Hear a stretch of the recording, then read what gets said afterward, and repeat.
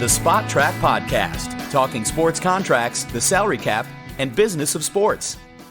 Hey everybody, welcome to the SpotTrack.com podcast. Kevin Sylvester, Paul Peck, of course, with the founder of SpotTrack.com, Mike Giannetti. Mike, we have a special guest with us here on the line, Andrew Brandt, former vice president of the Packers, and now he provides analysis of the business side of sports for ESPN, Monday Morning Quarterback, The Athletic, just to name a few. And Andrew Brandt joins us. Andrew, thanks for being with us today. Yeah, happy to be with you guys. We feel like, having gotten to know Mike here lately, Andrew, that you are the equivalent to Mike of what a star NFL quarterback might be to a kid, dreaming of his heroes. And if there's an Andrew Brandt poster available, Mike would have it up in his bedroom. Well, that's really kind, and there's mutual admiration. I use Spot Rack in a lot of my writing and some of my research, and my students that I teach at Villanova, they use it as a resource too, because even as someone who's been in the league a long time, the information you get is not always accurate unless you get it right from the source. So Spot Rack's always been a good resource for me. Appreciate it, Andrew. Just a few questions here. Let's, if you don't mind, just kind of dialing in on how you kind of got going with the business and how you ended up with the Packers and kind of the process of coming to where you are now. Yeah, I mean, I was a kid growing up that maybe it's apropos for what I've been doing in my life, but I always thought of sports as something that was interesting from less kind of the little nerdy kid worrying about players' stats and what they're doing, and more about sort of why are certain organizations always successful? Why do these teams win and those teams don't? And kind of looking at sports from a bigger picture, even at a young age.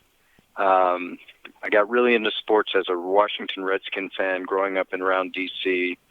My dad would take me to all the games, even at a very young age, back when it was RFK Stadium. And that sort of piqued my interest as a spectator. And then as an athlete, I was a tennis player and did a lot of junior tournaments, and then went across country to Stanford, where I was certainly not one of the better players there, but got to experience being kind of on the JV of a national championship team. And my life started as an athlete in sports. Really, a few of us on the team decided we're going to try this, and we started to play little ATP Challenger satellite circuit tennis tournaments where show up on a Monday in some small city, and usually we were in places like Lafayette, Louisiana, St. Charles, and Pensacola, Florida, and you'd hope to win a match and not have to move on to the next tournament till the next week. But did it for about 6 months, and I realized I wasn't going to do anything with my life, or my opponents made me realize that wasn't happening. So I went to law school back where I'm from, and I went to Georgetown, and luckily for me, there was a big firm there called ProServe, no longer, but it represented players in all sports and a lot of players in tennis. And that was kind of my hook in. They knew me as a junior tennis player in the area. And so I got my foot in the door and sort of worked there during law school, got an offer after law school, and stayed in the tennis area for a while. And then I saw down the hall David Falk was representing these Michael Jordan, Pat Ewing, and Alonzo Mourning, and Allen Iverson. And I'm like, I want to do that. And I was burned out on tennis. And sort of a lesson I teach young people is, get in the door and then work your way around. I said, I love this place, but can I move from tennis over to there? And there was a need, and they let me. And then David was so invested in the NBA, of course, Michael and everything else. There was a small football practice where I looked at it and said, wow, that's an opportunity. And I developed a football agent practice went from 3 to eventually, by the time I left, we had 15, 17 players in the NFL. So that was I saw the path as a football agent. And then I did my first switch from labor to management. Back in the early 90s, I was doing a contract with the Vikings, and there was a GM named Mike Lynn, and he looked at me up and down and said, do you speak Barcelonan? And I said, is that Spanish? And he said, yeah. Turned out it wasn't. I said, yeah, I speak it. So he said, well, we're starting this new league, World League. We're going to introduce football around the globe and looking for young, hot GMs to sort of run these things. And how'd you like to go to Barcelona? And I said, well, let me think about that. And I realized I got no wife and kids and opportunity to run a team at a really tender age. I decided to do it. And I had no coaches, no staff, no stadium. It was an amazing experience. I had to hire a coach. I interviewed hot assistants in the NFL like Tony Dungy and Pete Carroll, and they were all like, yeah, it sounds cool, Andrew, but no way. We're not going to Spain. That's going to ruin our careers. We're not going to Spain. So anyway, Boston College just fired their coach named Jack McNeil. I met him. I loved him. Hired him on the spot. He said, I got assistants. I said, great. They're hired. You want to meet them? No, we don't have time for that. So we went down to Florida, and we had 800 players, and we poked them and prodded them. I didn't know who to pick. I asked NFL people I knew. They told me who to pick. We picked them. We went 5-day training camp. We cut from 80 to 40. We go to Spain. We basically built a team in like 3 weeks. And then I had to sell the product, and no one knew what American football was. We get out there in the first game, and seam pattern to the tight end. He goes 80 yards. I'm jumping up and down, touchdown. The crowd's got polite golf applause. The kicker came on, kicked the extra point, and they went nuts. So I realized, this was the experience I had with the Barcelona Dragons 2 seasons. They cheered at all the wrong times. They did the wave the entire game long. And they had no interest. That was the thing I learned. They wanted a party. They didn't really care about touchdowns and quarterbacks and all that. In fact, they were upset. They kept asking me about, why do you have so many meetings? I'm like, what are meetings?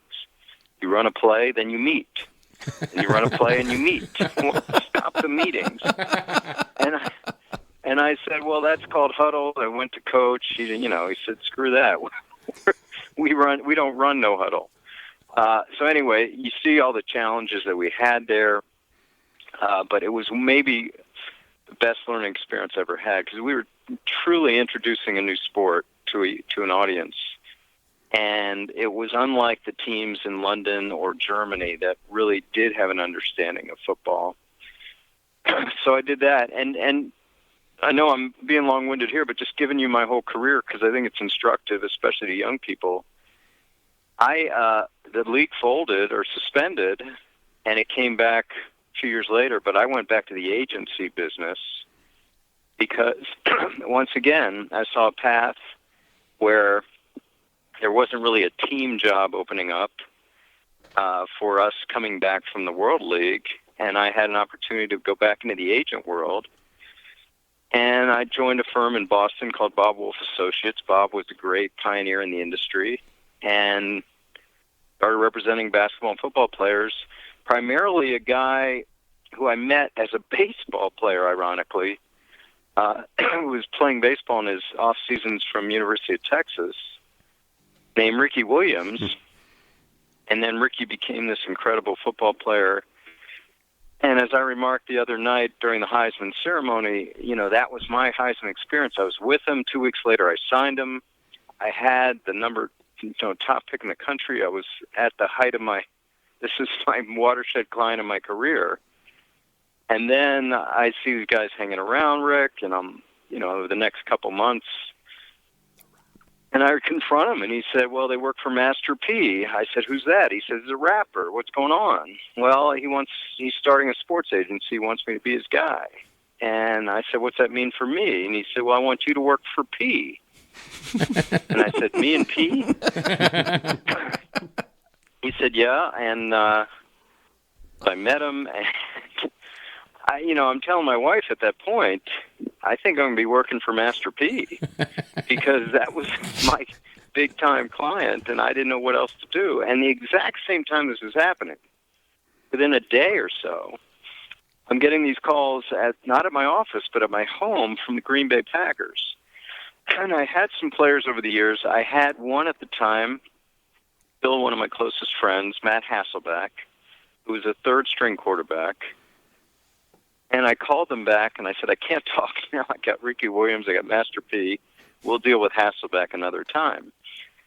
And they said, we're not calling about Hasselbeck. I said, why are you calling? They said, well, Mike Holmgren, our coach, just went to Seattle. And I said, okay. And he took Reinfeldt, the guy who ran the whole business operation. And I said, okay, sorry to hear it. And they said, well, how'd you like to switch sides? And I said, well, Green Bay? They said, yeah. And I said, listen, you talk to hundreds of agents. Why me? And they said, well, Matt speaks so highly of you. You know your way around all these contracts and cap, and you have a nice way of dealing with people. We want to be more agent-friendly. And what better way to hire a friendly agent? So again, a lot of decision-making, leaving the agent industry, and I decided to do it. And moved to Green Bay, Wisconsin, where I had to look up on a map where it was. My wife was a teacher, joined me like 8 months later. But almost 10 years, and in a nutshell, I was kind of the guy, people say capologist, contract, vice president of football operations. Basically, I thought of myself as the bridge between the business side, which is very long-term, and the football side, which is very short-term. So sometimes I was being the voice of caution to the coach and GM, like, hold on, we can spend that next year. We've enough invested in D-line, that kind of thing. And other times I was the voice of caution aggression to the business side, where I would say, listen, we need to do this. We need another $1 million here. So I managed our payroll, which could be anywhere from 100 to 150 million over the years, did all the contracts, dealt with all the player agents on all the issues, dealt with the league on grievances and fines and lawsuits. It was a great experience, but I got to a point in my life where I wanted to do something different. I felt like I've been there, done that on the team side. And could I fill what I saw as a void in media and in academia, where bringing people inside the ropes, talking about it, writing about it, teaching about it, lecturing about it, radio, podcast, and in a nutshell, over the last 7 years, that's what I've been trying to do. And I've done it for, as you mentioned, ESPN, Sports Illustrated, my own website at one point. And then on the teaching side, I started teaching in Wharton back in Philadelphia, University of Pennsylvania. And then a few years ago, Villanova endowed a program by Jeff Morad, who's part owner of the Padres, on sports management and sports law. And they asked me to do it, and I initially resisted because I had so much going on, but I left University of Pennsylvania and came over to Villanova on the academic side, and it's been great. And they've obviously allow everything I do on the media side, and it's been a great experience. So that is a long-winded way of saying where I came from and how I got to where I am today. Andrew, I'm curious, when the first time you did a deal working for the Packers, how the mindset of you're used to trying to extrapolate as much money out of a team as you could. Now you're trying to spend as little as you could. How tough was that to switch, flip the switch there? Yeah, it was very hard. The hard thing for me was, I guess, the relationships. I sort of have always been kind of a player-sided guy. And when I went to the team side, you sort of hear agents and players say, oh, Andrew went to the dark side. And, you sort of feel like, okay, you're the enemy now. And I never sort of saw it like that. Even when I was an agent, I didn't look at teams as the enemy. And that was a little tougher for me than the negotiations. It was just sort of the feeling like, wow, I'm really being seen as the adversary. And one thing that happened in Green Bay is early on, there were some players that looked at me, liked me, our wives or friends, because Green Bay is such a fishbowl, and said, you know what, Andrew, I'm going to negotiate with you. I don't need an agent. I like you. I trust you. And those were really hard for me because I looked at it initially. I'm like, this is great. Two friends sitting in a room talking about a contract. But I learned that it was some of the hardest deals I've ever done because you're telling a young man his worth, and it's raw, it's emotional, he doesn't like it. And frankly, it kind of affected negatively a few relationships of me and players, my wife and their wife. So that was a learning experience for me. Andrew, one of the things that we spend a lot of time on this podcast talking with Mike, and it's not just football because we do cover a lot of sports, but I think when we talk about contracts and you compare and contrast across sports, the one big thing that Mike always brings up, and I'll let him follow up as well too, is the one big difference of the major sports is that there are no guaranteed contracts in the NFL compared to the other sports. I guess the question there is, do you ever see it happening? Are there some inroads being made by agents and so forth to try to move the NFL a little closer to the model of the other major sports where some of those contracts become guaranteed? Yeah, I mean, there's no. I think the listeners know this. There's nothing in the CBA of baseball or basketball that says contracts should be guaranteed. There's nothing in the CBA of football that says they shouldn't. It comes down to individual negotiations, and I've said this before. It's got to start with the superstars to break the seal. Now, I know people say, well, you know, you give them $50 million bonus, it's essentially guaranteed, but really it's not. And I can think of a couple examples even coming into this year. One is someone who's all over the TV for different reasons, named Tony Romo. You know, when he got his contract a few years ago, everyone said, oh, yeah, of course he's going to play through that. He's Tony Romo. Well, look what happened. Dak Prescott happened. And it's not guaranteed, and they got out of it. Now, they leave a big hole in their cap, but Tony Romo should be getting paid by the Cowboys for this year. If it was any other sport, of course he would. I just don't understand why even the best agents and best players don't respond to an offer of $125 million and say, that's great, I'll take it, just make it guaranteed. Because, you know, what is the team's going to say? Well, of course you're going to be here. And you should respond by saying, okay, make it guaranteed. Once the superstars get those, then there'll eventually be a trickle down. But like any negotiation, it's much harder to get something in than to keep it out, and owners have been able to keep it out. Andrew, let's kind of stay on the cap there, if you don't mind. One of the big scenarios, obviously, is this offseason that has this massive amount of quarterbacks from all different angles, right? So we've got some potential free agent quarterbacks, possibly some trade option quarterbacks, and then obviously the top of the draft, there's a handful of quarterbacks that are being targeted here. So one of the things I'd want to talk about is, number one, how do you see that sort of playing out, especially for the free agents, where it's such a rarity to have a viable starting quarterback available via free agency. You know, the Kirk Cousins in them, is their number going to be compressed because of the need recently for teams to draft and sort of hit the lottery on these draft quarterbacks? Yeah, it's a complicated question. You know, I think Cousins is a discussion unto himself. Really, the Redskins have just seemed, it's almost like a relationship between a man and a woman that they're in very much like, but they're not in love. So they just refuse to get married.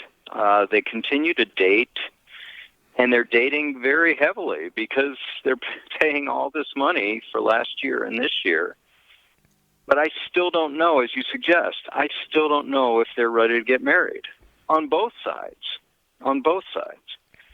So not just the Redskins side, the Cousins side as well.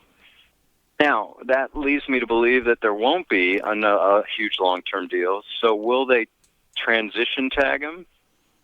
and wait and see if anybody's really going to come after him with a huge number. I don't think they'll franchise tag him with the $35 million number.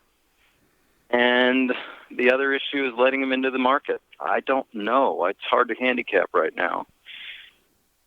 But I tend to think that we tend to see that, there's going to be all these money for quarterbacks that are going to be on the market, but then you start running down the teams, and teams are pretty covered, whether it's with young guys, whether it's with the people they have now.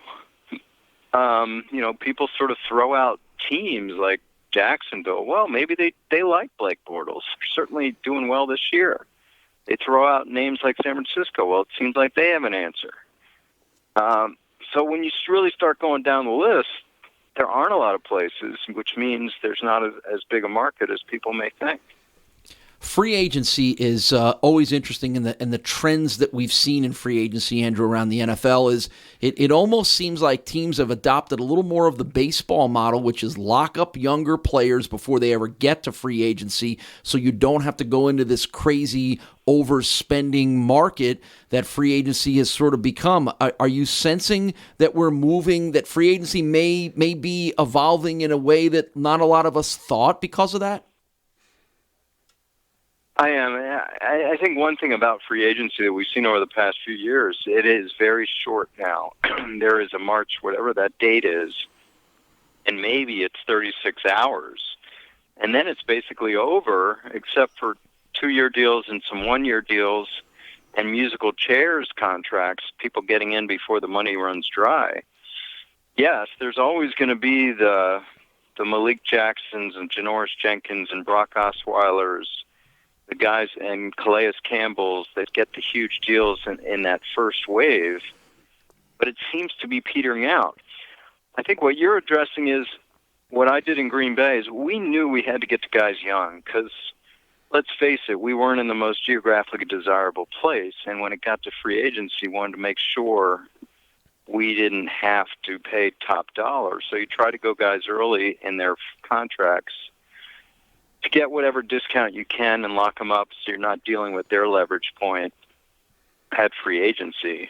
But yeah, it's continued. Teams continue to do better to lock core guys up. There's more cap room now to do it. I think there's better management than there used to be when it comes to contracts and cap. So that's all happening. And then the last thing, in Green Bay, as you know, we weren't a big free agency team. And I was part of that. I would ask the question, like, wait a minute, why is he out there? And why is his team not trying harder to lock him up?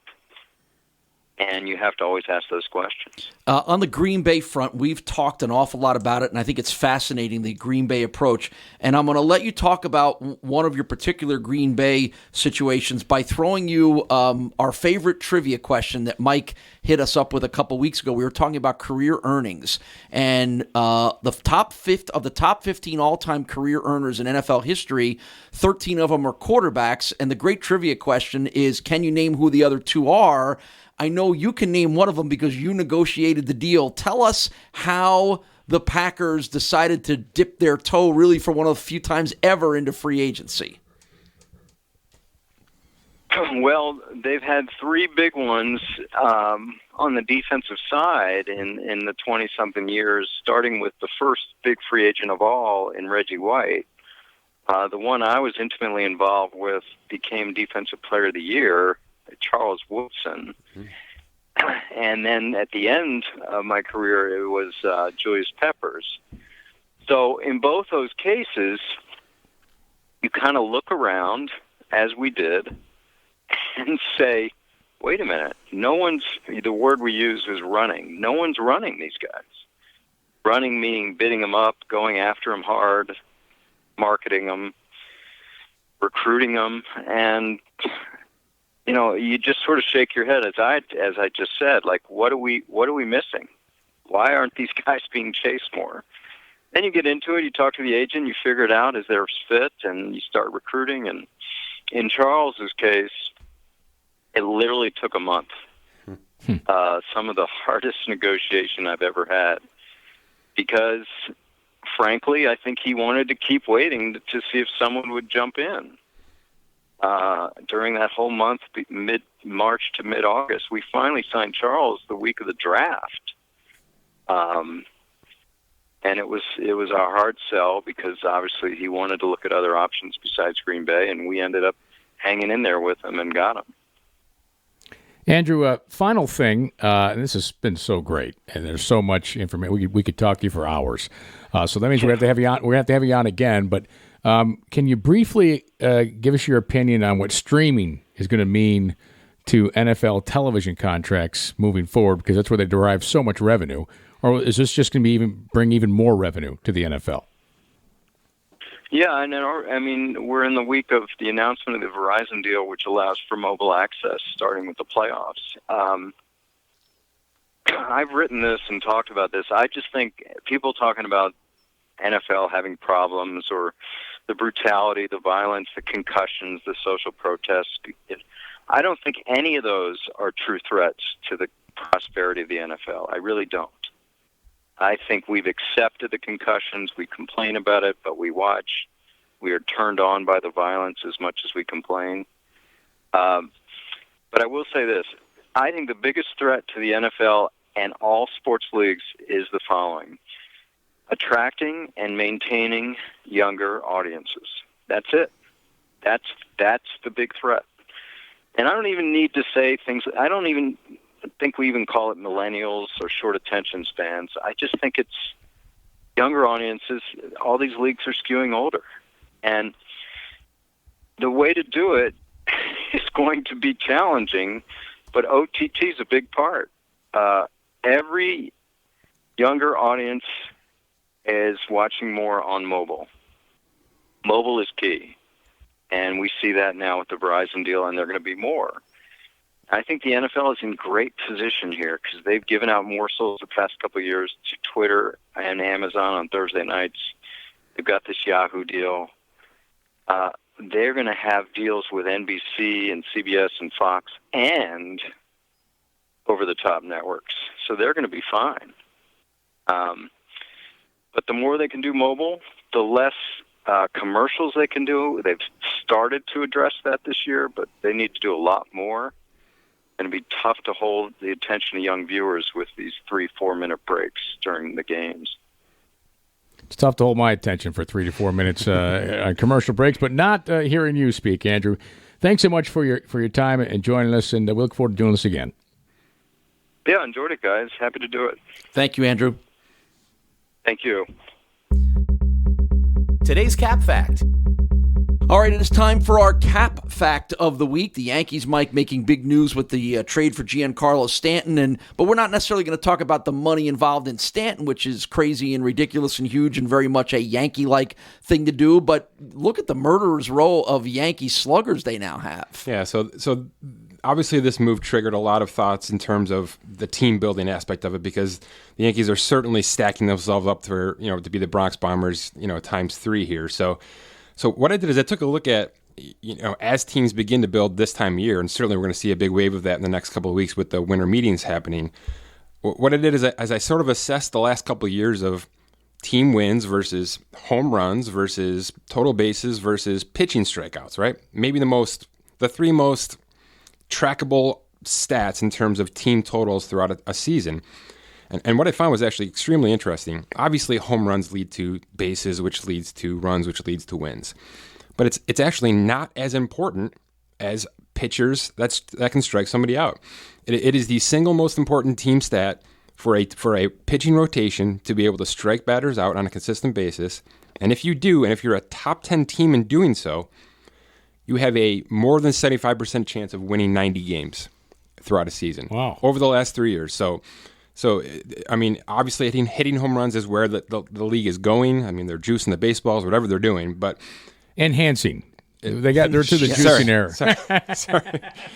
But obviously there are stats in place right now that show if you can hit the home run, garner total bases, and strike players out, all in the top 10 within the league, you are almost definitely insured 90 wins, which is a postseason berth. So there's a lot to be said about how you're going to build your team this offseason, and it shouldn't just be hitting the ball out of the park. It's actually more important to load up your staff, not just starting pitchers, that middle relief, and obviously the back end as well. It's got to be a total pitching rotation effort, but you want strikeouts.